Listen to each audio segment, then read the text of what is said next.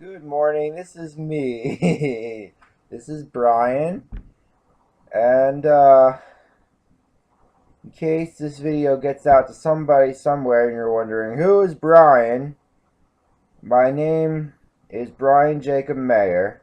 Mayer, I say, is German Irish because if I were pronouncing it like my Irish forebears, I would be saying Mar. That should tell you how to spell it. So, uh, Anyway, I have this idea for free unlimited wireless data for all devices. And this is how you do it.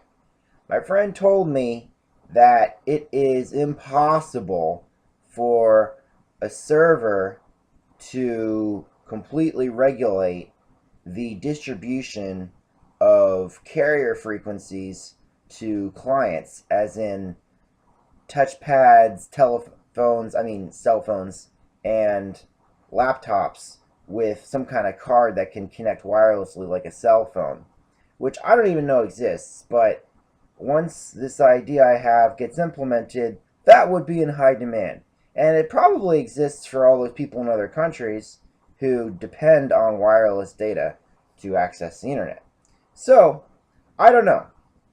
But here's the idea. The idea is to somehow completely regulate the access to the internet from these portable devices. All right, wirelessly. So, how do you do that? I don't know. But here's the theory.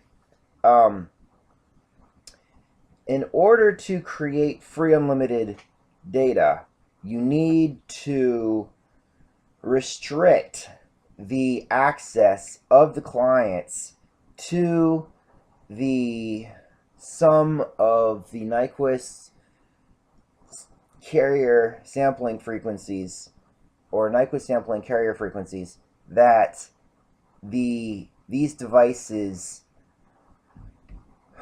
are frequency division multiplexed over to convey data back and forth. Okay, so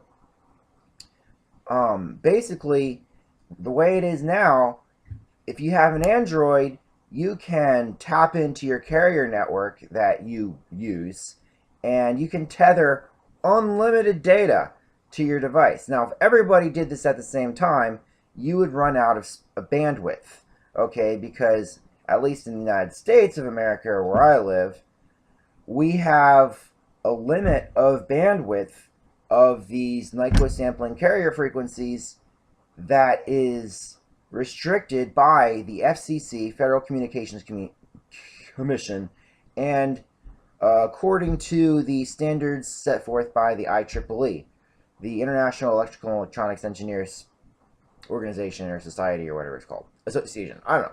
There's no other letter after the E's. So, basically, these organizations limit the bandwidth of the entire spectrum available to wireless data transmission. So, that being said, there is a bandwidth limit of these Nyquist sampling carrier frequencies. Okay, so you have a fixed number of frequencies that you're allowed to use, and you have a large number of clients who are trying to access the data networks. Okay, now as far as I can assume, these frequencies are allotted to the major players: AT&T, Verizon, T-Mobile, and Sprint. And I don't know, maybe the government has some reserved for itself. I don't know. But there is a natural limit because, the electromagnetic spectrum has different properties at different frequency ranges. So, my idea is based on this. Right now, the carrier companies limit the amount of data you're allowed to tether. Why do they do that? I don't know. It's completely asinine. There is no physical reason for it, because the logical thing to do is restrict the number of sampling frequencies to a limited amount, and then use time division multiplexing to compensate for the data transmission needs. So what I'm saying is slow people's connections down in order to give them unlimited data, okay? Because you can have as much data as you want as long as you are patient enough to wait for it. Now you say, what about major companies? What about large servers, DNS servers, or all these people who consume a lot of bandwidth? Easily solved. In my system idea, what you have is a weighted average of cost and importance. Okay, so how does this work, you ask? Well, very simple. You allocate a variable number of Nyquist sampling carrier frequencies to each client. Okay, that number is not a fixed number. It is a percentage of the total number of frequencies allotted to you as the carrier by the FCC. All right, so write this down. This is important. So, the idea I have is to have a sliding tier. Okay, look at my hands. A sliding tier.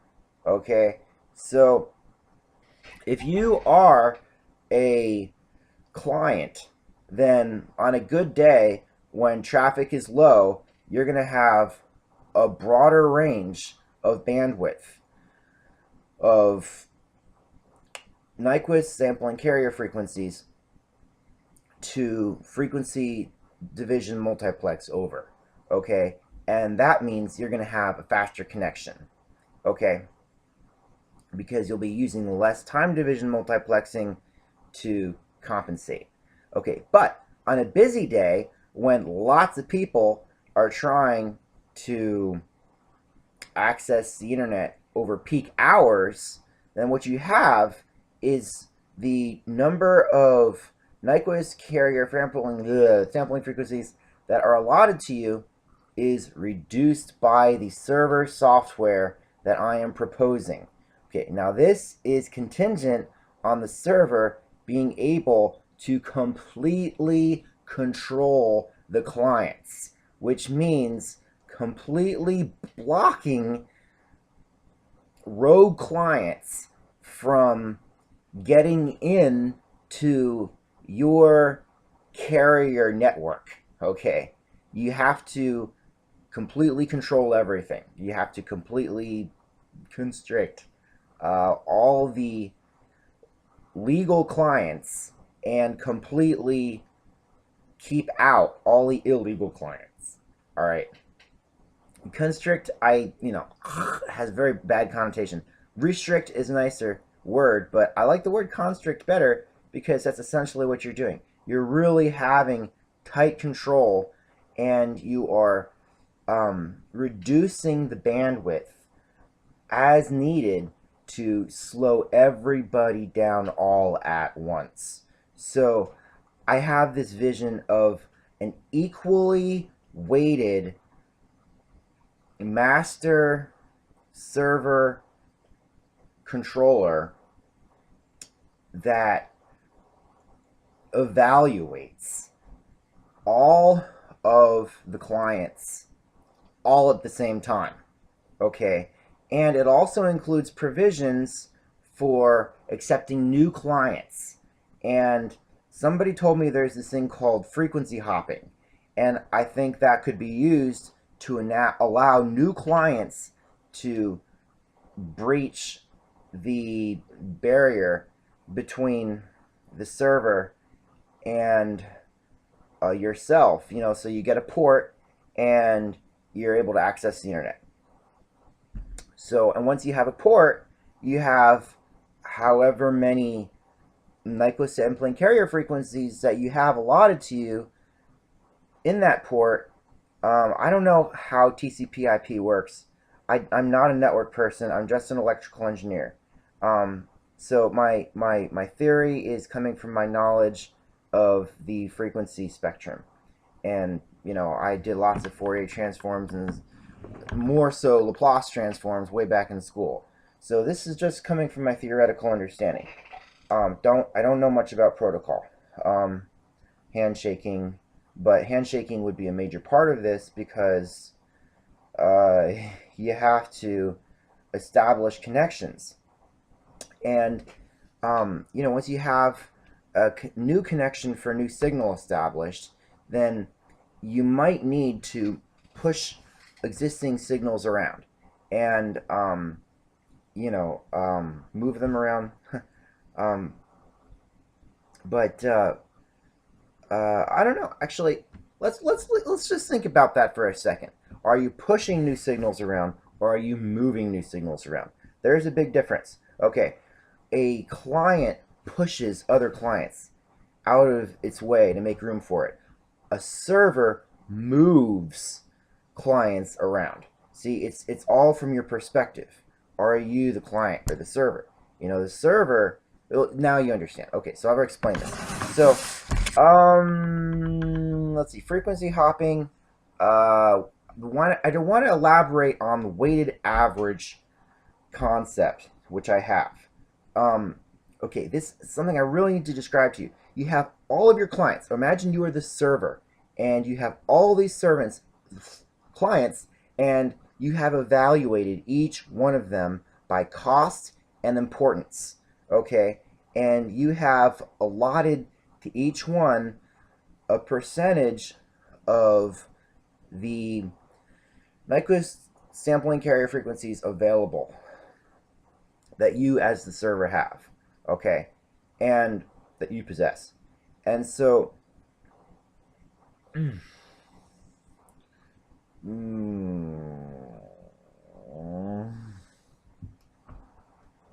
okay, so everybody has a variable range of these frequencies, okay, and as the company, you guarantee your clients, your customers, a variable tier of upload, download, transmission speeds. All right, that way you can adjust everybody between their minimum, their minimum and maximum speeds simultaneously. All right, this is my design application. All right, so my designed application here that I'm working on. But it's complete in my mind. The only thing is just this master control that I'm trying to convey to you. Okay, so you have everybody allotted a tier of frequencies. All right, and all these tiers of frequencies comprise the entirety. Let's see. Trying to get my hands in the video here. The entirety of the Nyquist sampling carrier frequencies allotted to you as the network carrier. Okay, so now what you can do is you can leave yourself a margin. You can design yourself a little bit of extra wiggle room. That's totally up to you.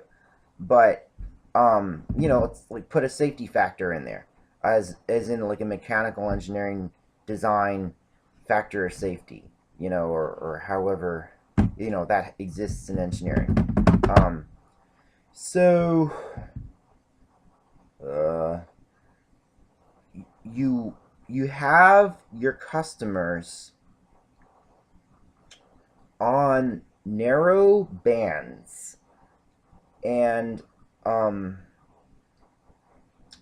you have a provision for new clients to come in as well and push the existing clients out of the way and have a little narrow band for itself, or a wide band if they're a big client like Google or Yahoo. Well, Yahoo is Google, I think, but just a big company that requires a lot of bandwidth. They're paying you a premium to have a higher guaranteed range of signal frequencies. Okay, so now the application of my idea and why I've come up with this in the first place is to provide free, unlimited data for everyone, including the poorest of the destitute. So, like me, for example, I'm very poor. I have been unemployed for a long time as far as engineering is concerned. But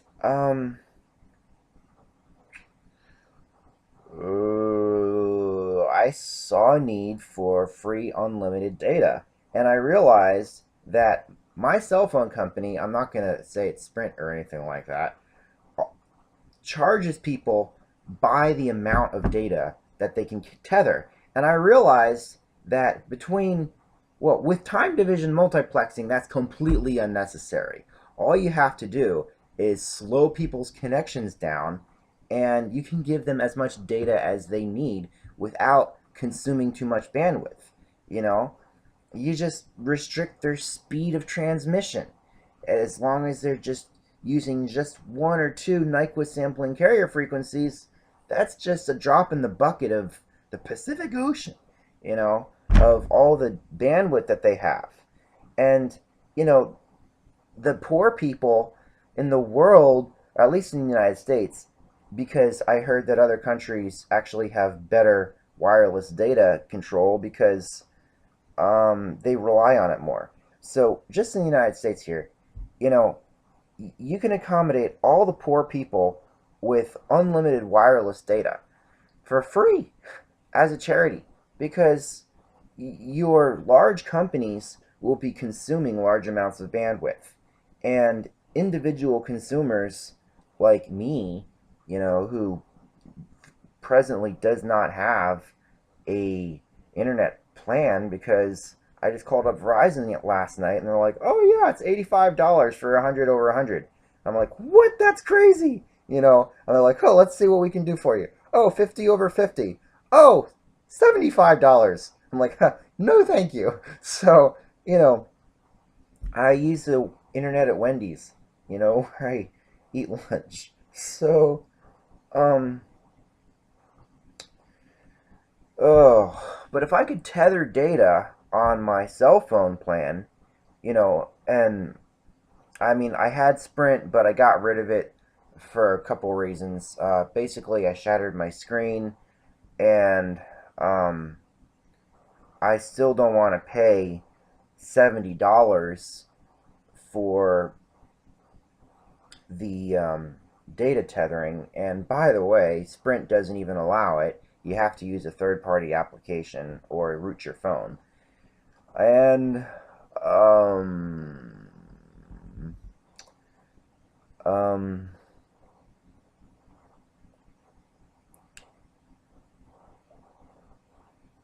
I decided, well, ethically speaking, there is a solution here. Those companies already have tower overloading problems. So I decided to design the system that could solve all those overloading problems. And the missing piece that I first that I've been told is one I foresee when I've been told. The one I foresee is how to push existing frequencies around with frequency hopping, and that's just a term that a professor told me when I went and asked him for help. And he's like, oh, I can't help you. And I'm like, well, this is my idea.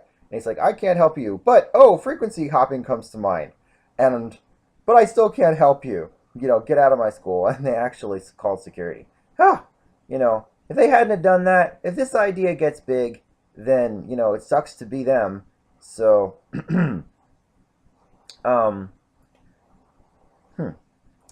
Um, so frequency hopping, which I just perceive to be some ethereal method to me, because I don't know how it works or what it is, but it's just something of moving signals from some sampling frequencies to other sampling frequencies, and I don't know anything beyond that. Would be necessary probably, because you have to create a path for new clients.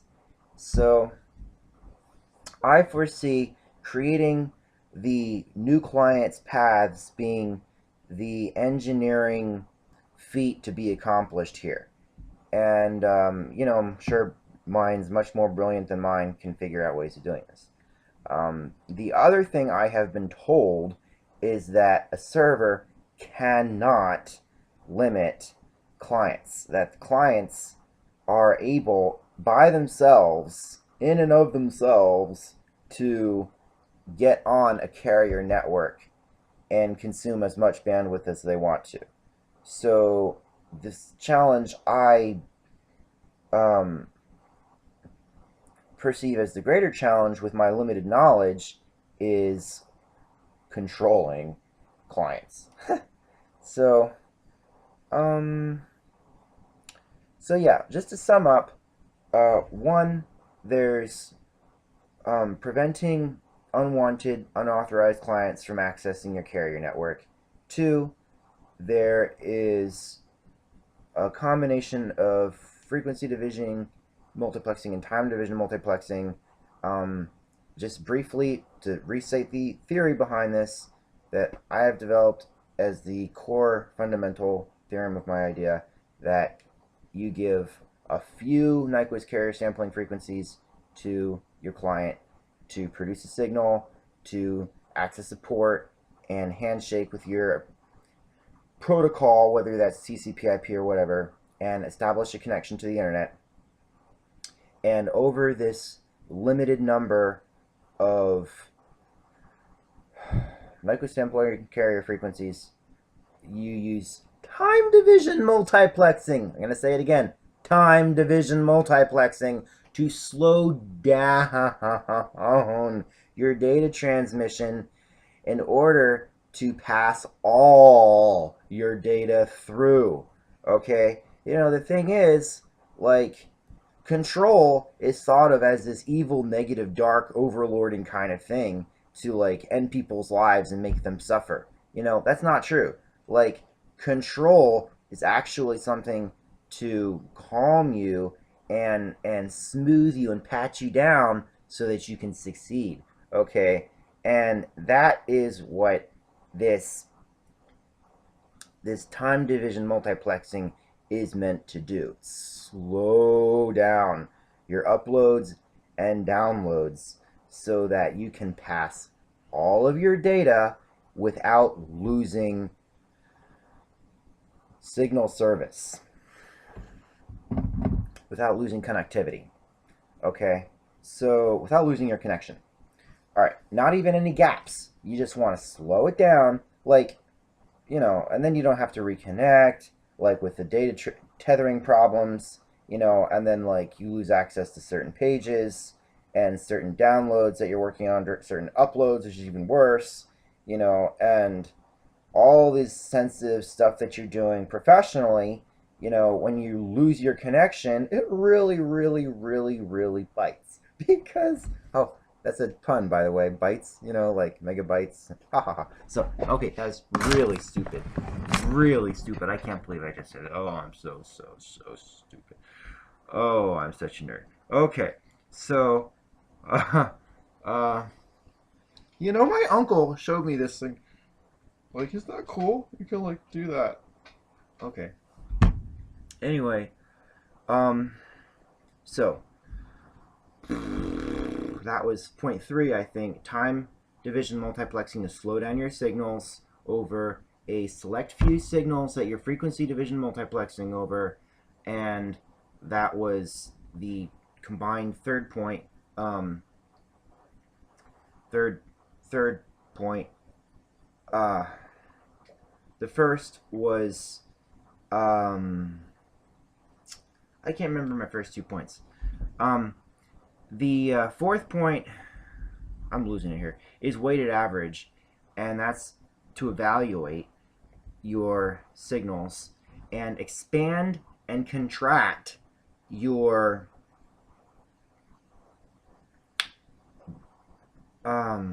chosen bands for your allotted to your clients. Okay, so I think that is actually the best way to describe that. You're choosing bands to allot to individual clients. Okay, these bands can grow and constrict as needed to provide space for new clients. This is really the key, the heart of what I'm saying. And you have, I guess this is my fifth point. No, maybe that was the first point. You have new clients growth that can come through it's like a forest. It really is. Or a garden, and you have different plants coming up, and they all need sunshine, they all need internet service, and there has to be room that the plants don't choke each other out. And so the new little saplings need enough space in the soil to get up and grow, and they need enough not the opposite of shade so that they can get sunshine. So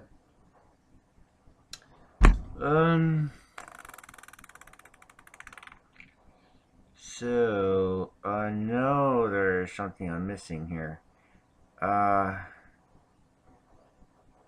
Cost and importance are the two criteria to vary the sizes of your signal banded paths, or 4 signals, or whatever. Your signal paths. Your signal path bands. Yeah, signal path bands, I guess. Because they're the bands limiting the paths for your signals over a select few Nyquist sampling carrier frequencies. So, and electrically speaking, and I did not study signals and systems in college. I never took a course in DSP.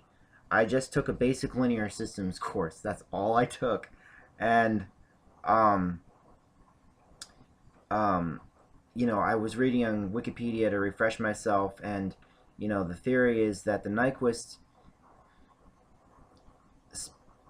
frequency is the minimum frequency, and I don't know how close you are physically able to get to the minimum, but again, that's just a tiny itty-bitty nuance that engineers can work out as they make the solution. But assuming that you can use the Nyquist frequency successfully, completely, then that's why I'm calling it the Nyquist sampling carrier frequencies, to convey your data through these paths. So, okay, let's pretend you have 5 sampling frequencies, that you're conveying information over. Then that are allotted to you as a client. Okay, then you're going to time division multiplex your signal, your signal broken up over the 5 different carrier frequencies, carriers, to get all your data through. And then once you get it through, you have to handshake with your server. Server reaches down and says, "Oh, I like you. We are giving you permission to be on the internet. And welcome to our network. Okay, welcome to AT&T, welcome to Verizon, welcome to T-Mobile, welcome to Sprint. And you're on the network, and once you're on the network, all of a sudden traffic slows down. Okay, so the server says, you know what, we're not generous because we like to be. We're just doing this naturally. We're gonna give you 2 extra Nyquist sampling carrier frequencies, so you have a better speed, a better connection speed. And then all of a sudden it becomes 12 o'clock noon, and everybody's trying to access the internet. Actually, I guess on lunch break people will be, well, yeah, downloading videos at work. So all of a sudden, on their lunch break, so say, okay, well, we're going to drop 3 of your Nyquist sampling carrier frequencies, and you only have 4 left. Well, let's take the thumb away. So you got 4. Okay, so you started out with 5, then you had 7. Okay, now you only have 4. And that's because there's more people trying to download cat videos. So,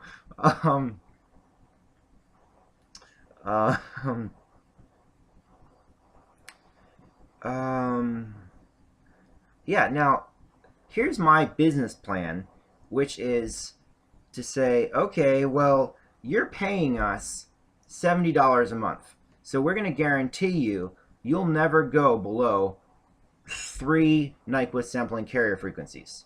Okay? But you're only paying us $70 a month, so we're not going to allow you to go over 10 Nyquist sampling carrier frequencies. Okay, so your range that we're allotting to you, customer, is between 3 and 10. Okay, and what that translates into is speed. Okay, so whatever speeds that works out to, you can rely on a data connection between 45 megabits per second and 85 megabits per second. Okay, and we're not going to allow you to go over 85, but we also guarantee you won't go under 45. And that is the business application of my plan. So there has to be a paradigm shift in the business nomenclature, I guess. You have variable tiers, tiers, so all of a sudden you'll see businesses advertising wireless data in tiers. Oh, your tier is 50 to 70, 70 to 90, or on our blue plan we have 50 to 90, and you can creatively come up with tiers different ways, but the point is you have tiers. Okay, so now once you have controlled everything and you're making all the money you need, then you have lots of extra room to accommodate everybody else, the poor, the destitute, the widows and orphans, figuratively speaking, the homeless, anybody who needs free internet. So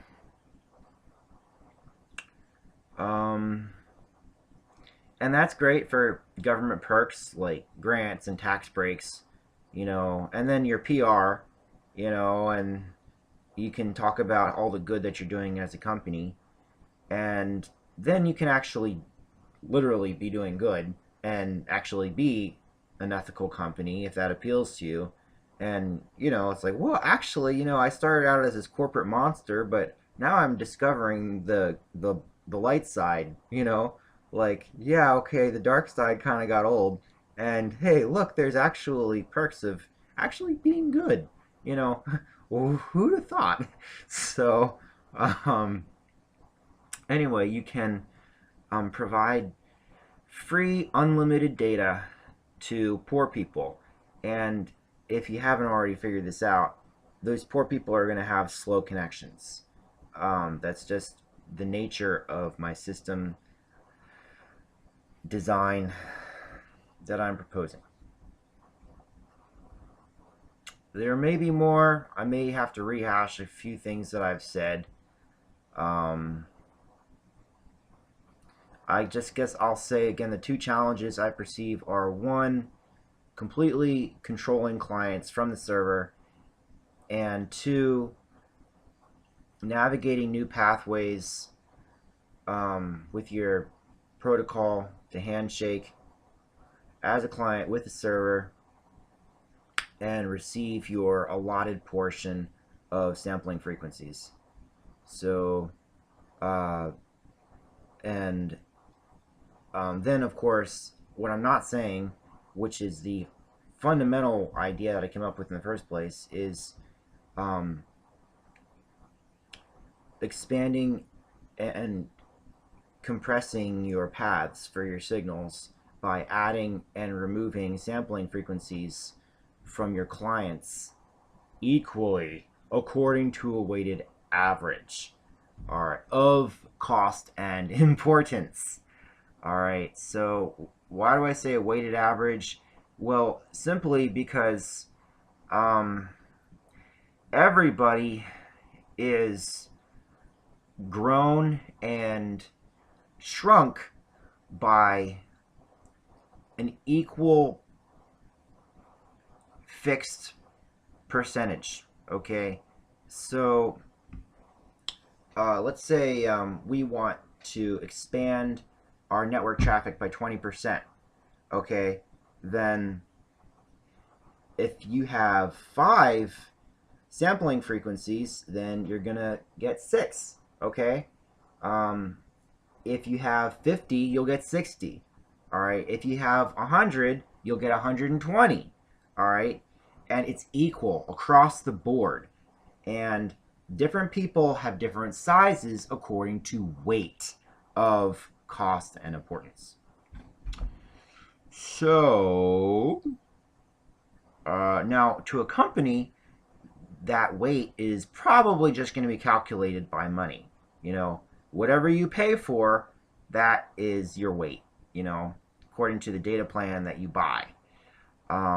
If you are a socialist, a fascist, a communist, and you're trying to implement this as some government controlled internet, please don't allot a separate portion of frequencies just so that you can watch over and collect everybody's data and be Big Brother. That really is not what I want, you know. Please don't use that to do that. That would not be free and private, you know. So yeah, please don't invent an atomic bomb. So anyway, um you can have utility signals. You know, when I think of importance, I think of what needs to be there. So I think of utilities, background processes, daemons, um, angels, whatever. But things that need to be used would have higher importance. So maybe they would have a different allotment of sampling carrier frequencies. Like maybe they would not be constricted the same way that the rest would be. I just thought of that for the first time. Yeah, you might have 2 separate algorithms. You might have an algorithm for necessary functions that doesn't get constricted or is constricted less, and then you have your algorithm to constrict commercial connections. That's it. Thank you for watching my video. And again, my name is Brian Jacob Mayer. Brian is spelled with an I. Mayer is spelled like Thomas Francis Omar, the governor of Montana, who fought in the Civil War. And um,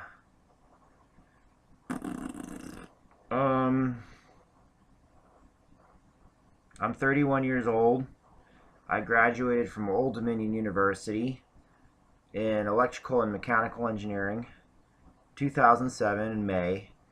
And it is March 25th, 2017. It is 4:56 a.m. It is Saturday, and on Monday I start working full-time in a call center because I had two engineering jobs, and I resigned both of them, and the first company folded afterwards, and the second company I heard is selling. So it happens. Engineering is a difficult field because you rely on creativity, which is unreliable because creativity relies on inspiration, and you can't force God to give ideas to you. You can only wait, and you can only struggle, and like the squeaky wheel gets the oil. You sit, you work on a problem, you put in the long hours, you try everything you can, and finally, God graciously provides that just one little idea after another. Well, we'll try this. Well, we'll try this. Well, we'll try this. And when you're finally out of ideas, you go get coffee, you sit down, and you get another idea. It's a very long and arduous work. And that's the nature of engineering. And it is a difficult job. It really is. And I wish I were a better engineer. I wish I were gifted in coming up with those math equations that you need sometimes to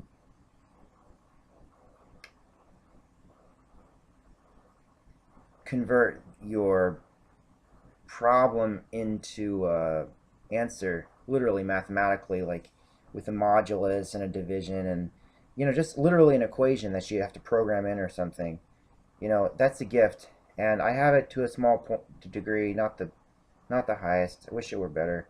And then there's also like the ability to abstract a design to create something, and then you create like a state machine or ASM chart or a flow chart, and you take something abstract and you take it down all the levels, and with programming you use pseudocode. There's text, there's pictures, there's bubble charts, there's all kind of things in the design process, and then there's so many different fields of engineering, and like my last job was the switch mode power supplies, and you have these different topologies, and you use a block diagram or modules, your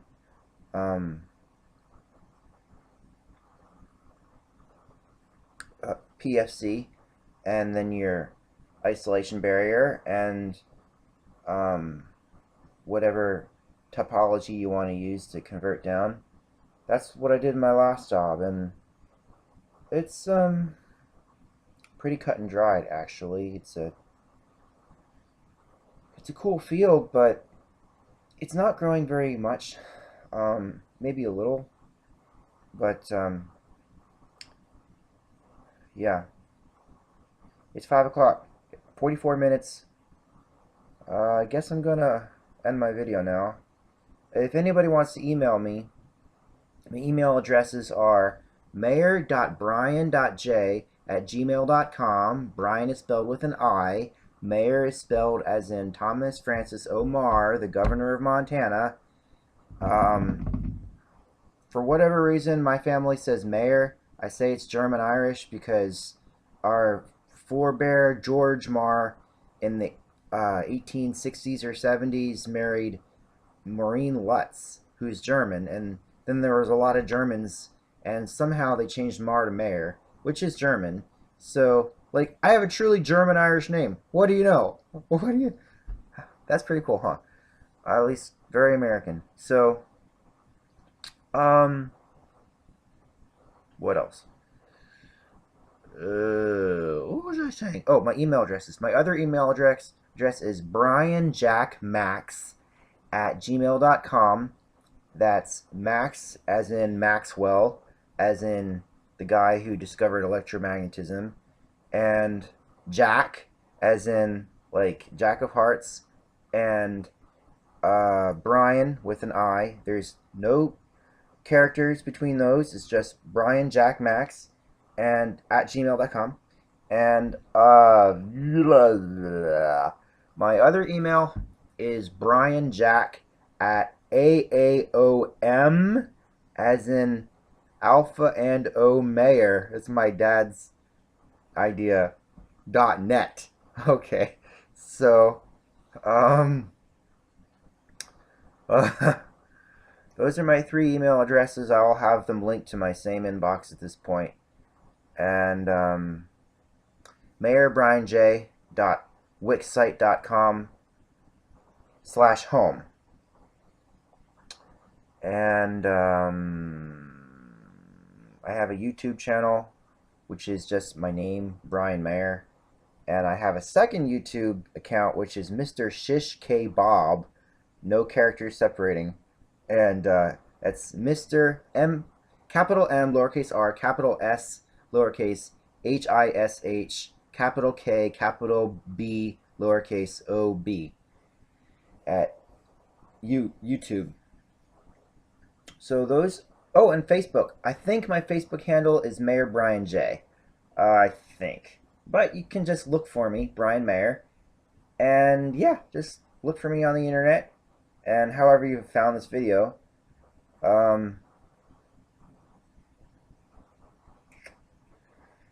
Well, y'all have a nice day. And I hope that someday we can all enjoy perfect, uninterrupted, free, unlimited internet access. And I don't mean unlimited speed, I mean unlimited availability. So the one thing that we'll have to live with is lower speeds, unless you're willing to buy more, and then you can buy speed. But as far as that's concerned, it's going to be competitive, because that means you have to earn a living, and you have to work to earn a living, and you have to compete to work, and just, you know, I mean, socialism has its virtues, I guess.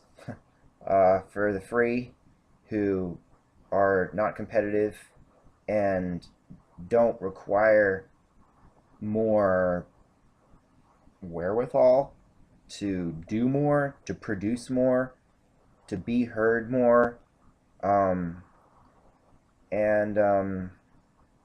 there are those who are strong enough to work and try to impact the work world. And, you know, the truth is everybody can contribute to making this world a better place, whether you're living on welfare or SSI or SSDI or a trust fund, or if you work for a living. So, you know, there's no real reason why you can't make this world a better place wherever you are, whoever you are. And of course, if you work, then you're going to be pushing up against other people, and it's competitive, and you have to deal with evil, because there's always going to be misconceptions. There's always going to be words that aren't heard because of poor sound quality, and somebody's going to say, hi, I want this on Tuesday, and, you know, you're going to hear Wednesday, and then that causes a problem, it causes a rift, and nobody intended anything wrong. And then there are times when people do intend things wrong, and out of pure malice, they try to hurt you, you know? And then there's times when you are trying to do right and you get judged, and people assume that you have an intention that you don't have. And there's a whole lot of reasons for difficulty in life,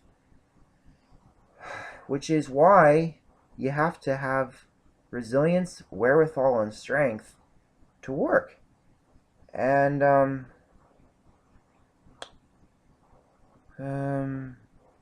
please don't judge people who are weaker than you. You know, it's by God's grace that we all have the capacities that we do. And I know this very well because even though I graduated high in my class standing, I subsequently went through a time in my life where I couldn't do anything. And many successful people, the most successful people, will tell you, yeah, like I went through times of depression, I went through times where I couldn't do anything, you know, and some very successful people are laid out for days, months, years, you know, in bed, you know, and and then they get better and they start contributing again. And healing takes time. And you know, wounds are incurred when you're working and you're with people and life happens, you know, and bad things in life happen, you know, and even to the point of countries making war and soldiers going and sacrificing parts of their bodies to make the world a better place. And I'm humbled by our servicemen and women who lay down their lives for our freedom.